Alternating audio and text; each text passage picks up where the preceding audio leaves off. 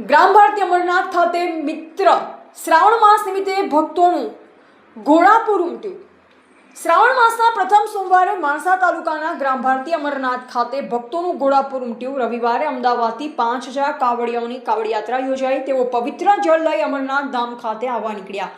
કાવડિયાઓ સોમવાર સવારે અમરનાથ ધામ ખાતે આવી પહોંચ્યા, જ્યાં તેમનું સ્વાગત કરવામાં આવ્યું. ત્યારબાદ લાવવામાં આવેલ પવિત્ર જળનો ભગવાન ભોળાનાથને જળાભિષેક કરવામાં આવ્યો અને ત્યારબાદ 751 દીવડાની મહાઆરતી કરવામાં આવી.